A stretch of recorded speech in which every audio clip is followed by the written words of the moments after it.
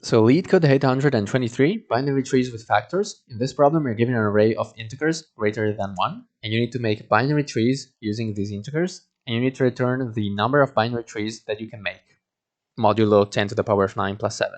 And the constraint here is that every non-leaf node's value should be equal to the product of its two children, so left children and right children. And keep in mind, we're not talking about the subtree here. We're just talking about the direct children. Okay, so what you can do for this is, first of all, don't forget about the modulo or you'll get a wrong answer. And then here, the thing is that if I asked you, what do you need to calculate how many binary trees you can make that have a root of 10? To calculate that, you just need how many ways there are to make a binary tree with root 2, and the same for root 5. And then the result would just be 2 times 5, right?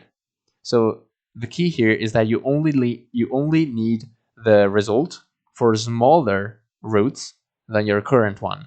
So you want to calculate how many trees you can make with root 10. You only need how many trees you can make with root 2 and how many trees you can make with root 5. You don't need, for example, how many trees you can make with root 20. You don't need that. So let's implement that. So basically, we're going to iterate through our numbers in our array in sorted order. So we're going to have our cache. This is our memo for the dynamic programming. And then we're going to have our result, which is going to be what we return.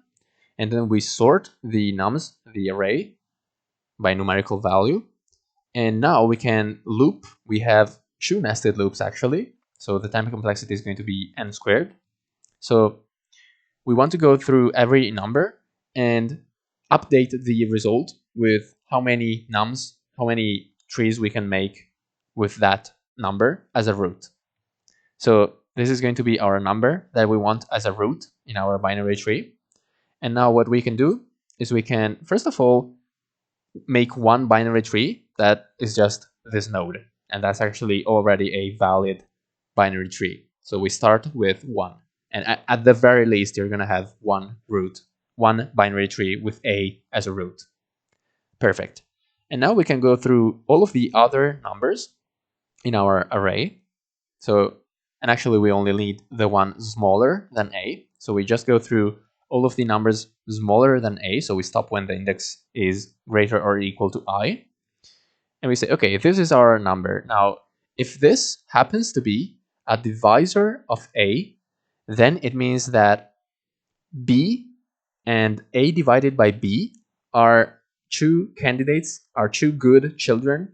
They can be the children nodes of a node with value A, right? Because we need to satisfy this constraint.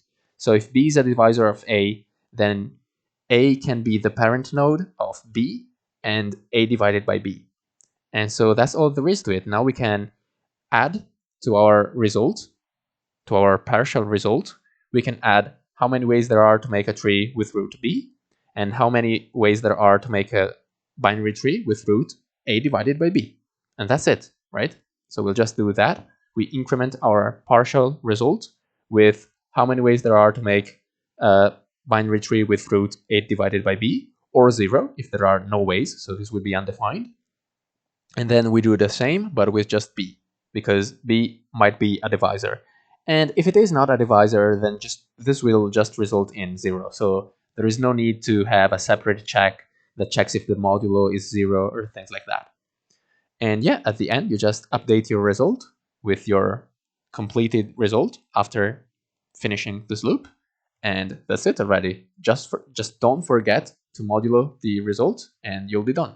So I'll submit the solution to show that it works. And the time complexity here is O of n squared because you're going through the numbers in a nested loop. And the space complexity is O of n because you just have a cache that takes O of n memory. So that's it from me today. Thank you for watching and bye.